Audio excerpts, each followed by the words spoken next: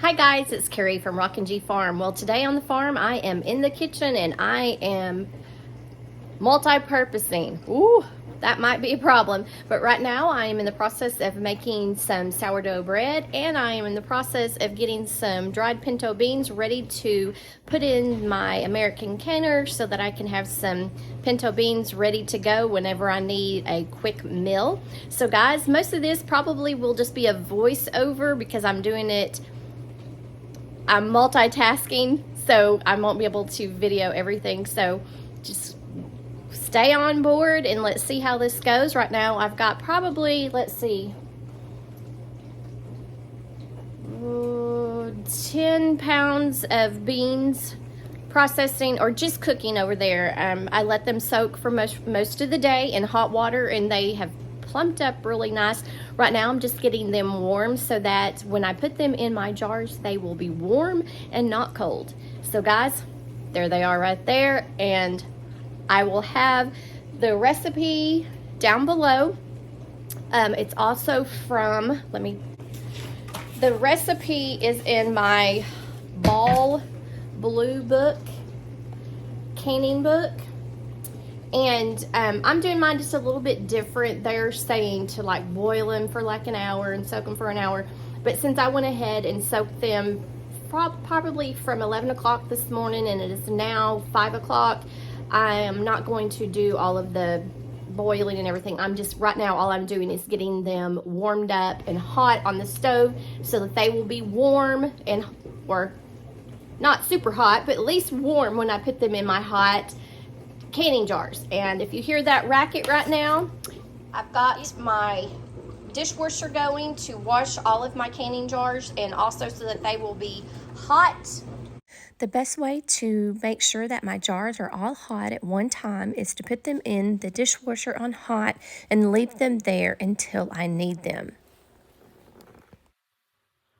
Before you start cooking with your pinto beans, you need to rinse them off and check for any rocks or debris that might have gotten in the bag while they were being processed.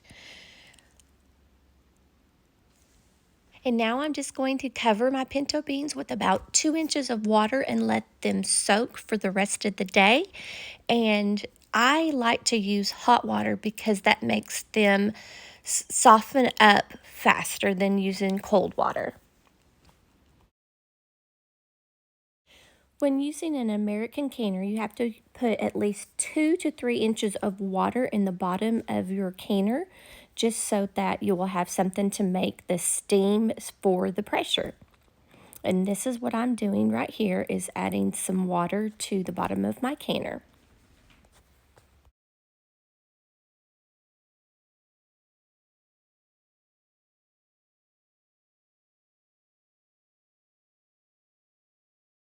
With the American canner, there is no rubber gasket, so you have to lubricate the beveled edge with some sort of natural oil. So I have chosen to use olive oil. Now I am ensuring that my vent valve is not plugged.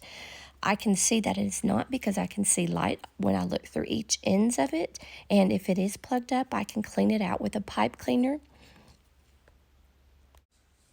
Now I am taking the hot jars out of my dishwasher, getting ready to put the pinto beans into them.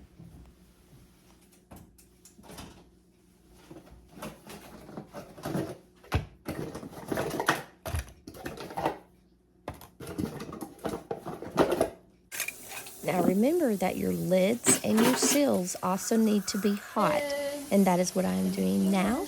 I'm getting them in a bowl of hot water.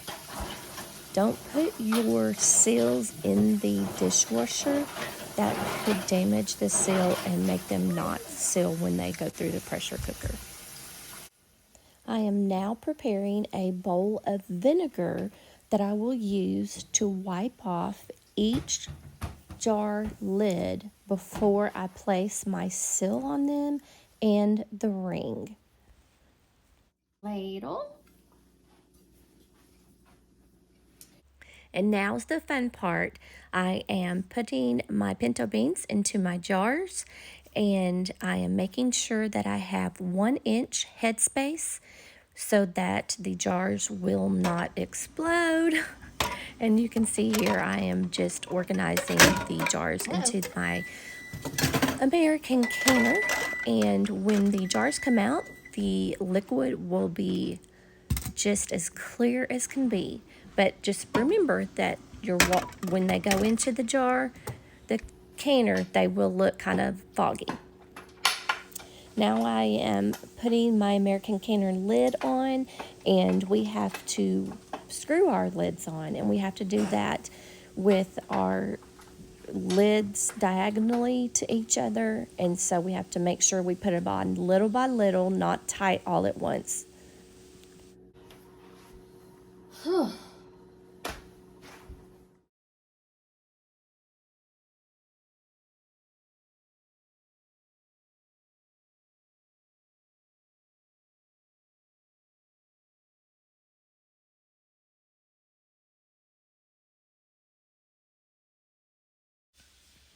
After processing at 10 pounds of pressure, we are finally finished, and I have let my canner rest for a significant amount of time before I take the weight off and start to take the lid off.